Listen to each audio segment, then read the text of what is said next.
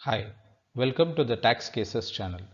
Rental income from SEZ units should be taxed as house property income or as business income. This verdict of Madras High Court in Tidal Park Limited puts to rest arguments against business nature. True implementation of this verdict is warranted to uphold true spirit of the tax law. Kindly subscribe the channel. Here goes the case. The questions of law addressed by the High Court. Whether on the facts and in the circumstances of the case, the Income Tax Appellate Tribunal was right in holding that the income derived from letting out of property to the tenants as income from business in the hands of the owner of the property.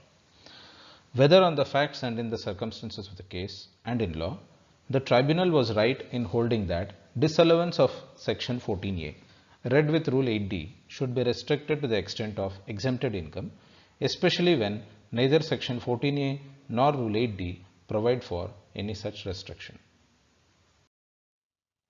High Court took up for consideration the substantial question of law number 2. The tribunal held that the assessing officer is not justified in making excessive disallowance and that the CIT appeals rightly restricted the disallowance to the extent the dividend income declared by the assessee. In fact, the tribunal records that the revenue could not controvert the findings rendered by the High Court of Delhi in the case of Joint Investments Private Limited versus CIT, reported in 372 ITR 694.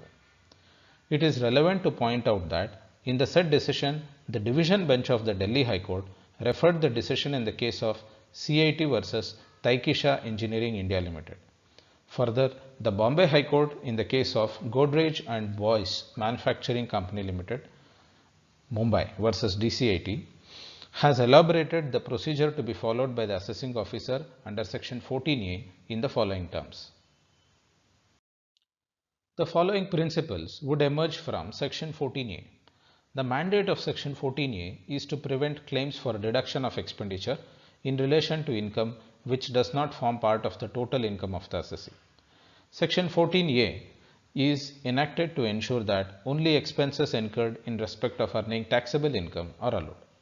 The principle of apportionment of expenses is widened by section 14A to include even the apportionment of expenditure between taxable and non-taxable income of an indivisible business.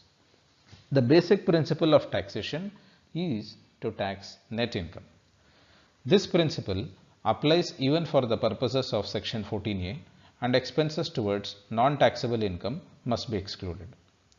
Once approximate cause for disallowance is established, which is the relationship of the expenditure with income which does not form part of total income, a disallowance has to be effected. All expenditure incurred in relation to income which does not form part of the total income under the provisions of the Act has to be disallowed under section 14A. Income which does not form part of the total income is broadly adverted to as exempt income as an abbreviated appellation. Under subsection 2, the assessing officer is required to determine the amount of expenditure incurred by an assessee in relation to such income which does not form part of the total income under the Act in accordance with such method as may be prescribed. The method, having regard to the meaning of the expression prescribed in section 2 clause 33, must be prescribed by the rules made under the Act. What merits emphasis is that the jurisdiction of the AO to determine the expenditure incurred in relation to such income which does not form part of the total income in accordance with the prescribed method arises if the assessing officer is not satisfied with the correctness of the claim of the assessee in respect of the expenditure which the assessee claims to have incurred in relation to income which does not form part of the total income. Moreover, the satisfaction of the AO has to be arrived at having regard to the accounts of the assessee.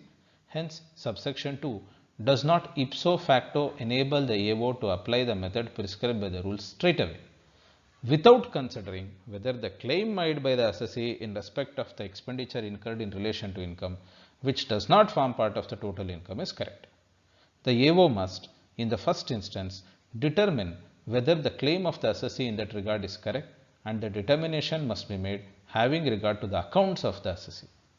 The satisfaction of the AO must be arrived at on an objective basis. It is only when the AO is not satisfied with the claim of the assessee that the legislature directs him to follow the method that may be prescribed.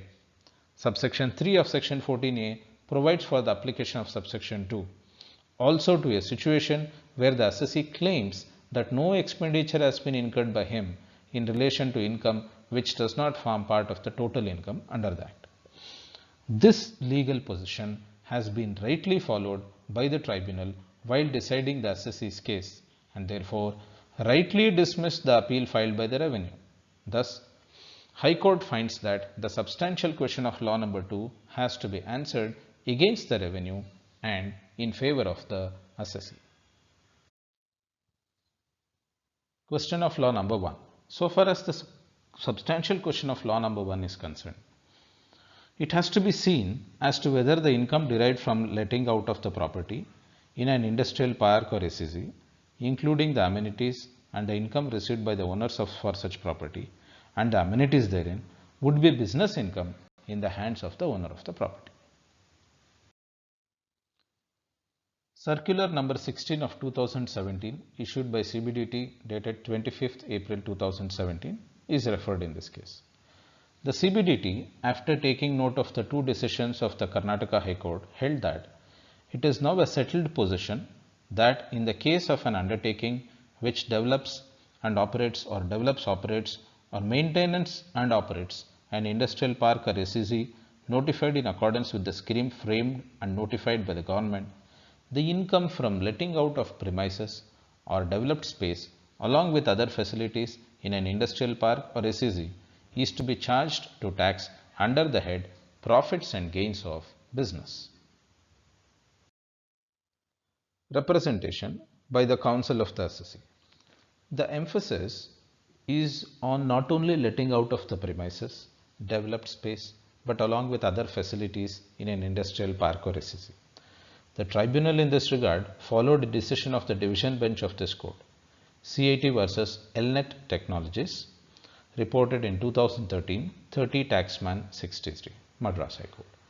In considering whether the income arising on the leasing of the property was business of the assessee, one has to get into the nature of the business of the assessee to find out the receipts are assessable under the head of income from house property or as business income, and if receipt does not fall in any of those classified heads, would fall consideration under the residuary head of income as income from other sources.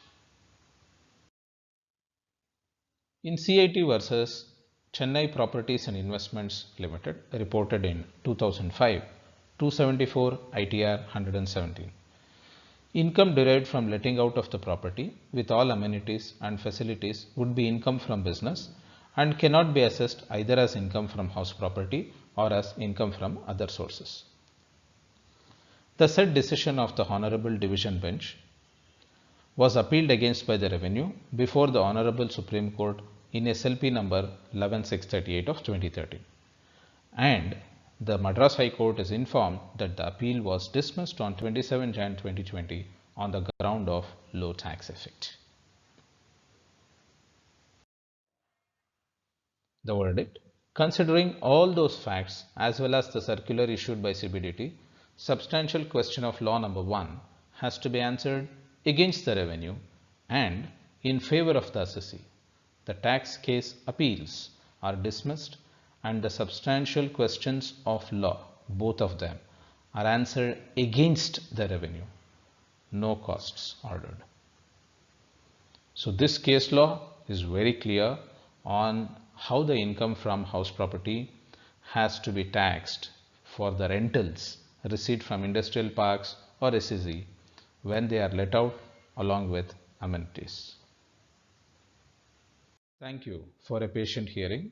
In order to get more such videos, kindly subscribe this channel and click on bell button to receive new videos in real time. Please like the video in order to encourage to make more such videos.